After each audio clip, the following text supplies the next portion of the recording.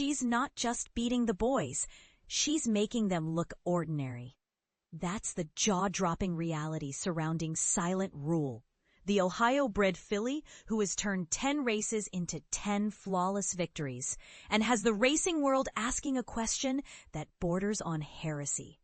Could a regional, small-circuit mare actually be the most dominant racehorse in North America right now? But here's where it gets controversial. Trainer J. Bernardini, 58, never set out to build a super filly. When Suffolk Downs, his lifelong home track in Massachusetts, padlocked its gates in 2019, he simply packed up, pointed his rig toward the modest Ohio, West Virginia circuit, and did what blue-collar horsemen do. He grinded. Fast forward 5 years, and the brightest star in his shed row isn't a high-priced auction yearling or a Kentucky-bred colt with a pedigree page that reads like royalty.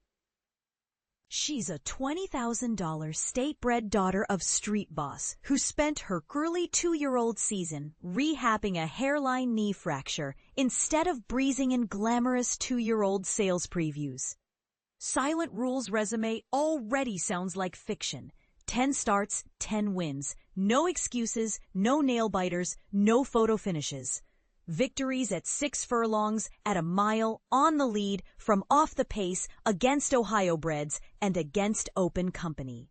A combined winning margin of roughly 49.5 lengths, meaning she has beaten her opponents by, on average, nearly 5 full lengths every single time she runs.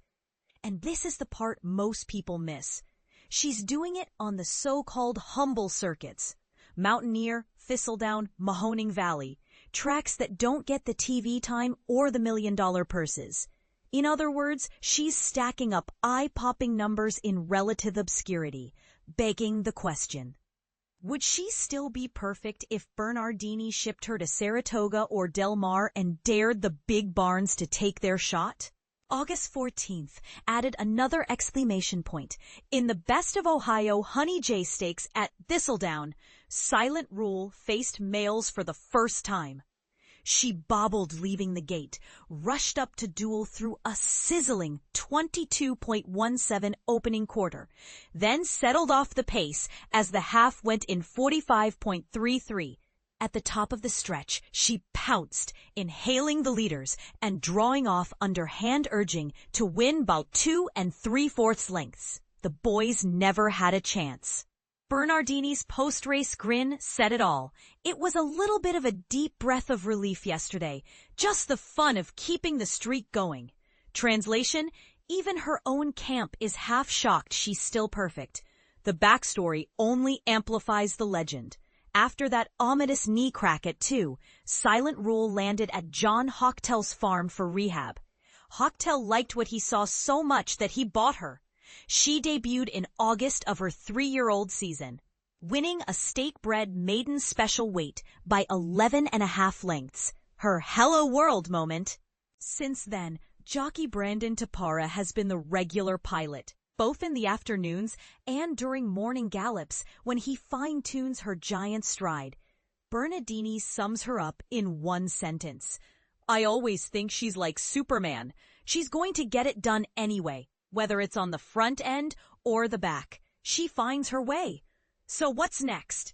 For now, the plan is delightfully old school. Stay home, keep cashing Ohio-bred checks, and let the streak grow. Circle these dates. September 4th.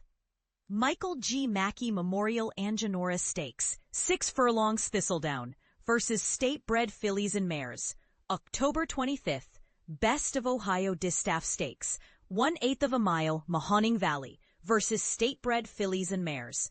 Bernardini admits, however, that if they ever venture outside the Ohio program, it would likely be an open sprint stakes. Think Presque Isle, Kentucky Downs, maybe even a Breeders' Cup sprint if the stars align. But he's quick to add a line that every horse lover respects. If for any reason she's ever not 100,000%, she probably wouldn't start again.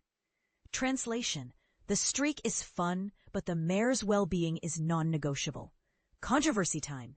Some purists argue that Silent Rule's dominance is inflated because she hasn't faced the elite stables of Chad Brown or Bob Baffert. Others counter that shipping into the big leagues is a two-way street. Maybe those big-name outfits are the ones ducking her. After all, why risk your star colt's reputation against a filly who has never even seen the back of a rival? So, we leave you with this thought. Is Silent Rule the best horse you've never heard of? Or is her perfect record merely a product of carefully managed regional competition?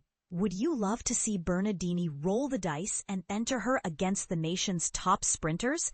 Or do you think keeping her undefeated is more important than proving it on the grand stage?